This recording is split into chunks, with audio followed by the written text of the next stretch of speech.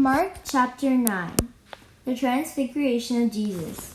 After 6 days, Jesus took Peter, James, and John and led them up a high mountain apart by themselves. He was transfigured before them. His clothes became dazzled white, such as no fuller on earth could bleach them. Then Elijah appeared to them along with Moses, and they were conversing with Jesus. Then Peter said to Jesus in reply, "Rabbi, it is good that we are here. Let us make 3 tents, one for you, one for Moses, and one for Elijah." He hardly knew what to say. They were so terrified. Then a cloud came, casting a shadow over them. Then from the cloud came a voice, "This is my beloved Son. Listen to him." Suddenly, looking around, they no longer saw anyone but Jesus alone with them. The coming of Elijah. As they were coming down from the mountain, he charged them not to relate what they had seen to anyone, except when the Son of Man had risen from the dead. So they kept the matter to themselves, questioning what rising from the dead meant. Then they asked him, "Why do the scribes say that Elijah must come first?" He told them, "Elijah will indeed come first and restore all things. Yet how is it written regarding the Son of Man that he must suffer greatly and be treated with contempt?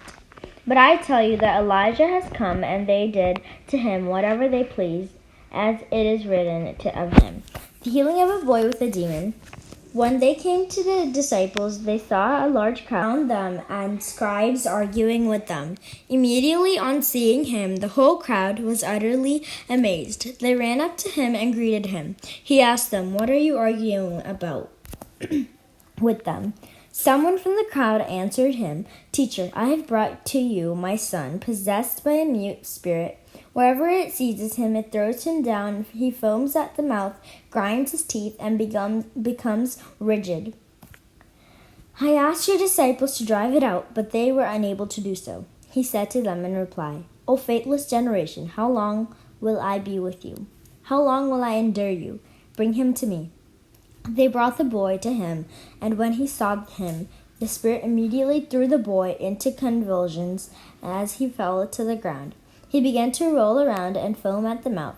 Then he questioned his father, how long this has been happening to him. He replied, "Since childhood. It has often thrown him into fire and into water to kill him. But if you can do anything, have compassion on us and help us." Jesus said to him, If you can,